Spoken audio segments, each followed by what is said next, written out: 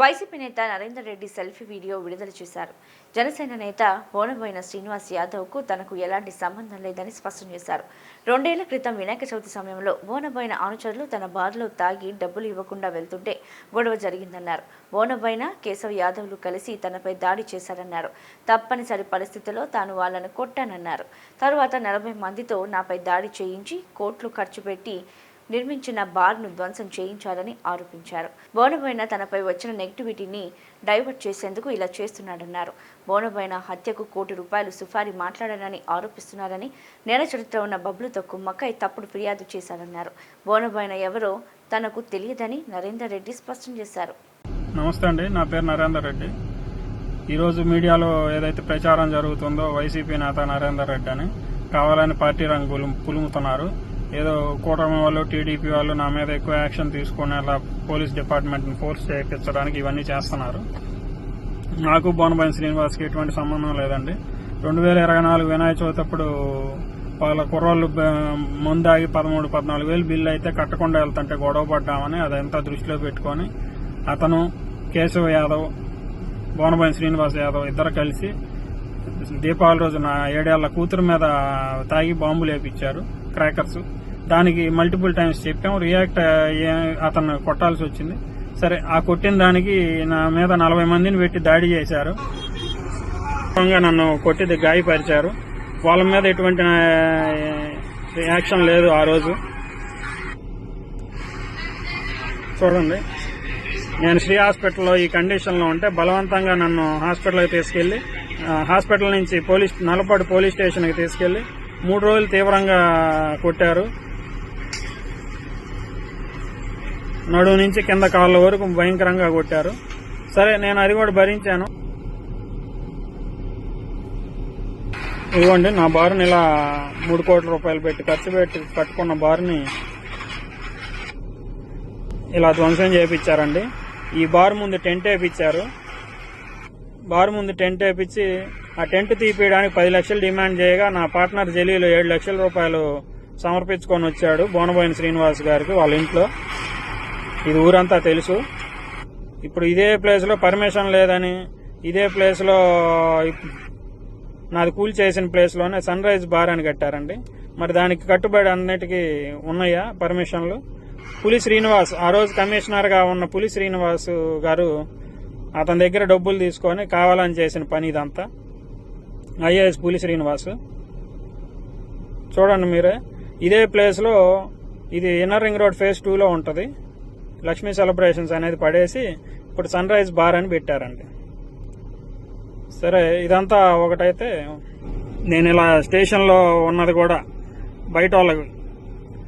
బయట స్ప్రెడ్ చేసుకొని నవ్వుకున్నారు అందరూ. ఇదిగోండి, పోలీసులను పెట్టి ఇలా ధర్నా చేయించారు. దీనికి ఎవరికి ఎంత ముట్టినాయి అన్నీ తెలుసు, జనాలకు కూడా తెలుసు.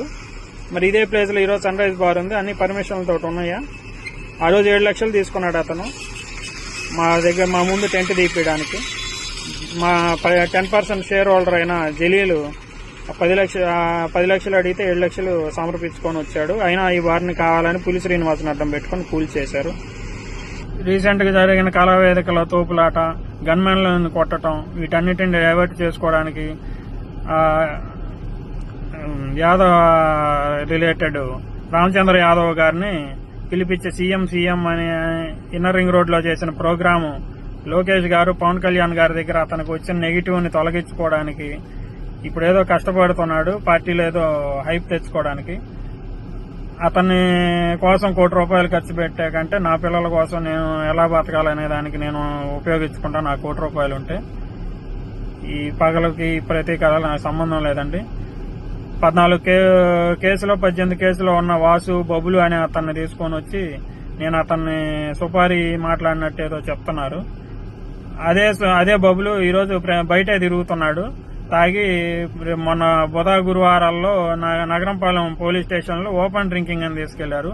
ఆ తాగి ఉన్న బబులు పోయి ఎస్పీ గారికి ఎలా కంప్లైంట్ ఇచ్చారు? ఎస్పీ గారు బోనబోయిన శ్రీనివాసుని పిలిచి ఇట్లా కంప్లైంట్ వచ్చిందండి, మీ మీద ఏదో థ్రెట్ ఉందని అన్నారు అని ఇతను చెప్పటం, నా మీద కంప్లైంట్ ఇవ్వటం జరిగింది. ఆ బొబ్లు అనేవాడికి తాగడానికి డబ్బులు ఇచ్చి ఎంతో కొంత ఇస్తే వాడు ఏదైనా చేస్తాడని బయట ప్రజల టాకు. వాడిని ఇలా వాడుతున్నారు. అతనికి నాకు ఏ రోజు ఫోన్ కాంటాక్ట్ లేదు. అసలు ఒక 10 మంది ఫోటోలు చూపించి నేను ఎవరో అడగండి, మీకైనా అతన్ని అడగండి, అతను నన్ను చూసాడేమో. ఇలా కావాలని దుష్ప్రచారం చేసి నా జీవితాన్ని ఇబ్బంది పెడుతున్నారు. దయచేసి గవర్నమెంట్ వారు దీన్ని పరిశీలించాల్సిందిగా కోరుతున్నాను. వస్తువులు తాకట్టు పెట్టుకొని, కార్లు తాకట్టు పెట్టుకొని నేను ఇబ్బందులు పడుతున్నా. ఇవన్నీ ఇన్ని ఇబ్బందుల్లో ₹1 కోటి సుపారీలు ఇచ్చి అతన్ని ఏదో హత్య చేపించడానికి నేను పగలు ప్రతీకారాలు పెంచుకున్న సమరసింహారెడ్డిని కాదు, నరసింహనాయుడిని కాదు. ఎలక్షన్ అప్పుడు రజనీ గారి దగ్గర 2.5 కోట్లు తీసుకున్నారని ఒక ప్రచారం ఉంది. తర్వాత సింగపూర్ 2.5 కోట్లు దాచుకోవడానికని ప్రచారం ఉంది. గల్లా మాధవి గారి దగ్గర కులాన్ని అడ్డం పెట్టుకొని నా ఓట్లు ఇయ్యాయి అని తీసుకున్న ప్రచారం కూడా ఉంది. లోకేష్ గారు దీని మీద తగు విచారణ చేయాలి. బ్యాంకులో ఇన్నేళ్ల ఆయన చైర్మన్గా ఎలా ఉన్నాడు, వైసీపీ పార్టీలో ఉన్నప్పుడు అతను ఎలా చైర్మన్ అయ్యాడు, ఇవన్నీ విచారించండి. ఈరోజు ఏ ప్రాతిపదికన అతని కొడుకు చైర్మన్ అయ్యాడు, అది కూడా విచారించాల్సిందిగా విన్నపిస్తున్నాను. కమ్మసాని గారిని ప్రతి విషయంలో నా మ్యాటర్లో కమ్మసాని గారిని రెచ్చగొట్టేలా వాళ్ళు ప్రయత్నిస్తున్నారు. కమ్మసాని గారు, మీకు నాకు ఎటువంటి ఇది లేదు. ఎలక్షన్లో ఏ పార్టీ కార్యకర్తలు వాళ్ళు ఏదో చేస్తారు, అది పార్టీ ఎలక్షన్ దృష్టిలో పెట్టుకునే కానీ పర్సనల్గా ఏముండవు. గతంలో కూడా మిమ్మల్ని మీ పేరుని వాడి నన్ను చాలా ఆర్థికంగా దెబ్బతీశారు.